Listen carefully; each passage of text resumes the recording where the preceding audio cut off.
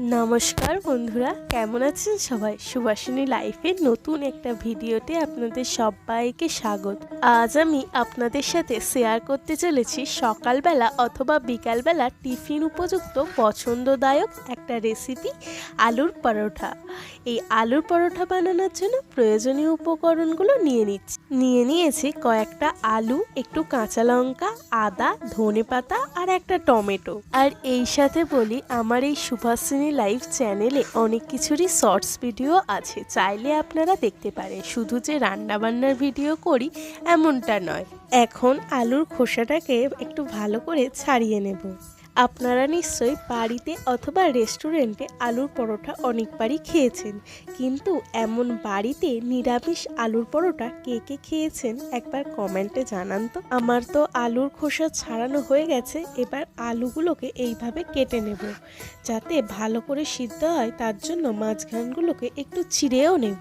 এই সঙ্গে বলি, ছোট ছোট আলু দিয়ে সিদ্ধ করবেন, তাতে ভালো হবে। বড় আলু দিলে এইরকম একটু কেটে দিলে ভালো হয়, সিদ্ধটা তাড়াতাড়ি হওয়ার জন্য। কিন্তু ছোট আলু দিলে কাটার কোনো প্রয়োজন হয় না। আর জল দিয়ে প্রেসার কুকারে সিদ্ধ করতে দিয়ে দিলাম। আপনারা কখনো পাহাড়ি অঞ্চলে বেড়াতে গেলে দেখবেন ওই সমস্ত জায়গার রেস্টুরেন্টগুলোতে বেশিরভাগ জায়গায় আলুর পরোটা।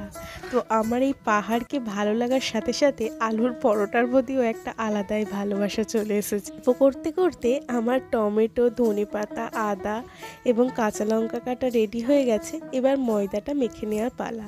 ময়দা সঙ্গে সামান্য একটু নুন আর রিফাইন অয়েল দিয়ে ভালো করে মেখে নেব। আর জল দিয়ে একটা স্মুথ ময়দার লেচি বানিয়ে নেব। কুকারে 3টে সিটি দেওয়ার পর মনে হচ্ছে আলুগুলো সিদ্ধ হয়ে গেছে। এখন একটা খুন্তি দিয়ে দেখে নিতে হবে। আলুর পুরটা বানানোর জন্য নিয়ে নিয়েছি জিরে এবং শুকনো লঙ্কা। কড়াইতে রিফাইন অয়েল গরম করতে দিয়েছিলাম। তো তেলটা বেশ গরম হয়ে গেছে, তাই শুকনো লঙ্কা আর জিরেটা দিয়ে দিলাম। এরপর আদাটা বেটে নিয়ে ওর উপর দিয়ে সঙ্গে টমেটো এবং কাঁচা লঙ্কাগুলো দিয়ে ভালো করে নেড়ে চেড়ে নেব।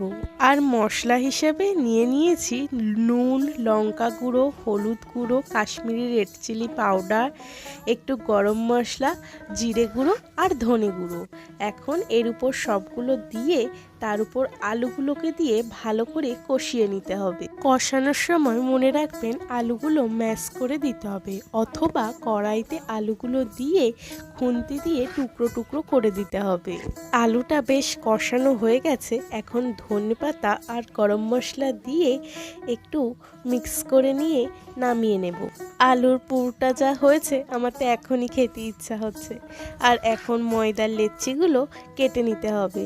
প্রথমে লেচিগুলো এরকম গোল গোল করে বাটির মতন বানিয়ে নিয়ে তার ভিতরে একটু করে পুর দিতে হবে, দিয়ে চারিদিকটা ভালো করে মুড়ে নিতে হবে। মুড়ে নিয়ে খুব হালকা হাতে বেলেন চাকি দিয়ে একটু তেল দিয়ে ভালো করে বেলে নিতে হবে। এই সময় বেশি চাপ প্রয়োগ করবেন না, তাতে আলুর পরোটার উপরের দিকের অংশগুলো ফেটে যেতে পারে। এখন গরম কড়াইতে সামান্য একটু রিফাইন অয়েল ছড়িয়ে দিয়ে তার উপর আলুর পরোটাটা ছেড়ে দিতে হবে। পিঠ ও ওপিঠ দুপিঠ ভালো করে ভেজে নিয়ে তৈরি করলেই হয়ে যাবে মুচমুচে সফট আলুর পরোটা। এলে ওই পিঠটা যখন উল্টাবেন তখনও চারিদিকে একটু তেল ছড়িয়ে দেবেন। আমার এখন আলুর পরোটা বানানো রেডি। এবার সার্ভ করার পালা। তো আপনারা বাড়িতে অবশ্যই এটা ট্রাই করবেন, আশা করি ভালো লাগবে। আর ভালো লাগলে অবশ্যই একটা লাইক, কমেন্ট এবং শেয়ার করতে ভুলবেন না। সঙ্গে অবশ্যই যারা সাবস্ক্রাইব করেননি তারা একটা সাবস্ক্রাইবও করে দেবেন। শুধু সাবস্ক্রাইব করলেই চলবে না, সমস্ত ভিডিও নোটিফিকেশন পাওয়ার জন্য অবশ্যই বেল আইকনটা প্রেস করে দিন। আর দেখুন পরোটাটা কি সুন্দর স্মুথ এবং সফট হয়েছে। পরোটাটা একটু ছিঁড়ে আপনাদেরকে দেখায়, ভিতরটা একদম পুরে ঠাসা। আপনারা তরকারি নাও করতে পারেন, এমনি এই আলুর পরোটা খেতে পারেন। ভিডিওটি দেখার জন্য থ্যাংক ইউ ফর ওয়াচিং।